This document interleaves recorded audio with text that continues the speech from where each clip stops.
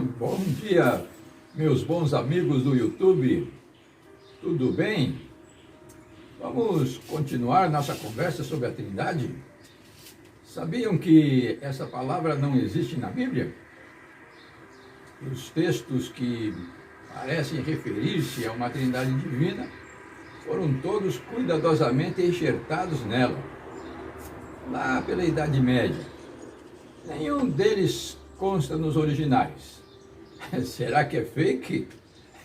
Bem, mas vamos continuar nossa nova série de vídeos, desmistificando aos poucos essa doutrina de forma consistente, como assim diz o Senhor, sem o constrangimento dos líderes das igrejas, porque para Cristo eles estão cegos espiritualmente, justamente por causa desta crença, conforme já vimos preto no branco em Apocalipse 3, 17 e 18.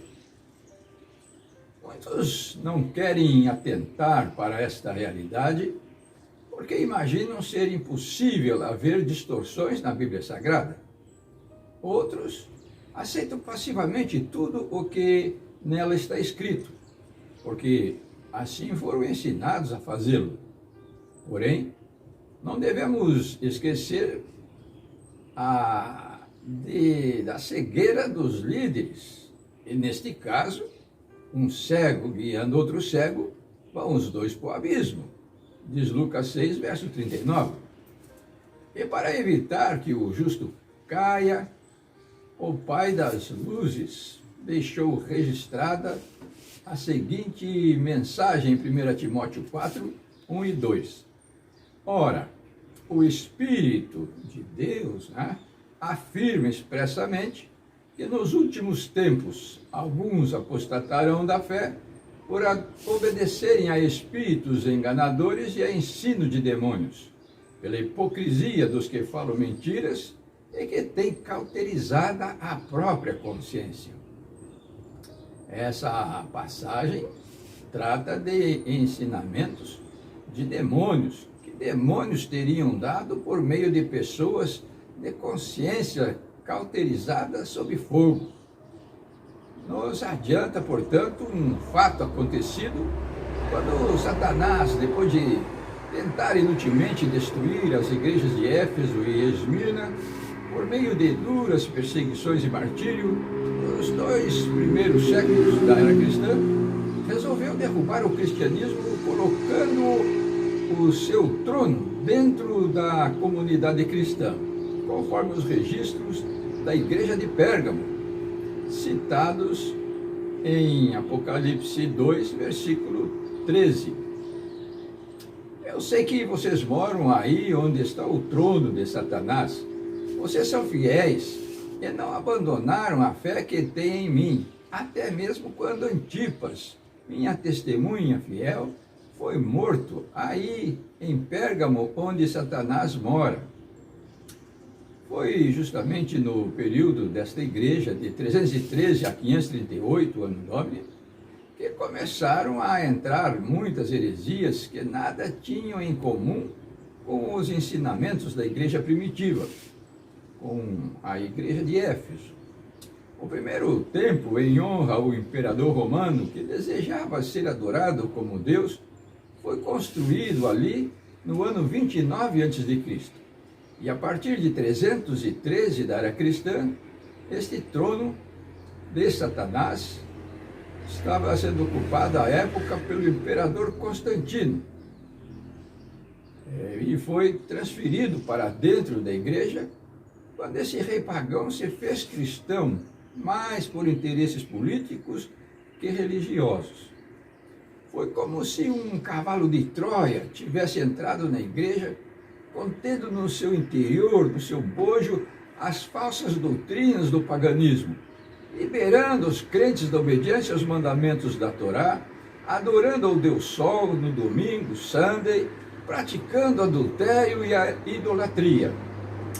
E neste contexto, a doutrina da Trindade, uma prática comum no paganismo, foi infiltrada na igreja, transgredindo o primeiro mandamento que diz: não terás outros deuses diante de mim, conforme Êxodo 20, verso 3.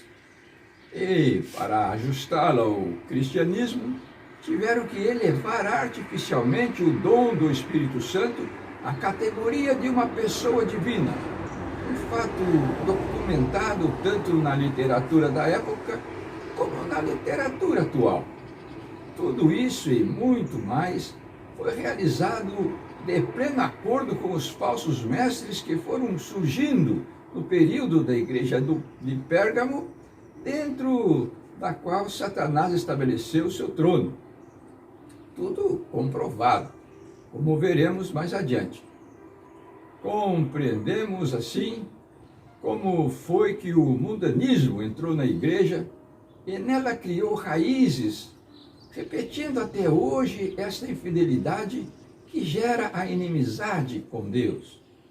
Os mesmos demônios que armaram ciladas para os cristãos de Pérgamo, levando os líderes eclesiásticos da época a mexer nas Escrituras, estão hoje agindo nas mentes dos líderes mornos de Laodiceia, para que mantenham as mesmas mentiras e como verdades escriturísticas.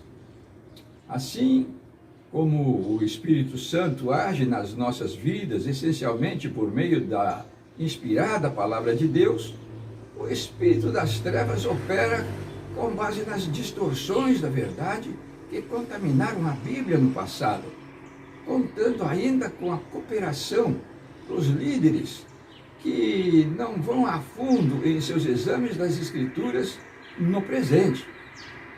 Em face dessa óbvia conclusão, portanto, não seria demais relacionar a grave crise de Laodiceia com a infidelidade decorrente de interpretações tendenciosas dessas passagens que foram introduzidas no livro de Deus sob sugestão maligna, por meio de pessoas secretas, com intenções secretas e sem compromisso com a verdade, visando apenas defender os seus próprios interesses, exatamente como reza a profecia.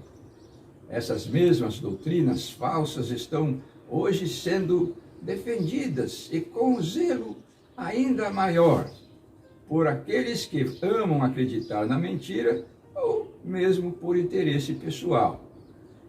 Não há dúvida de que todos os textos originais da Bíblia foram inspirados conforme 2 Timóteo 3, versículo 16, assegurando, dessa forma, a unidade absoluta da palavra de Deus. O mesmo, porém, não acontece com relação às traduções e às cópias, conforme 2 Pedro 1, 20 e 21 nos alerta na linguagem de hoje. Acima de tudo, porém, lembrem-se disso, ninguém pode explicar por si mesmo uma profecia das Escrituras Sagradas, pois nenhuma mensagem profética veio de vontade humana, mas as pessoas eram guiadas pelo Espírito Santo quando anunciavam a mensagem que vinha de Deus. Esses versos se posicionam contra os intérpretes e ou copistas que, na desculpa de facilitar a compreensão dos textos sagrados, aproveitaram para acomodá-los às novas práticas do paganismo, sendo, no entanto, descuidados em manter a necessária unidade, o que denuncia as alterações realizadas. Foi com base nessa a demonstração paulina que conseguimos detectar as distorções a respeito da Trindade Divina.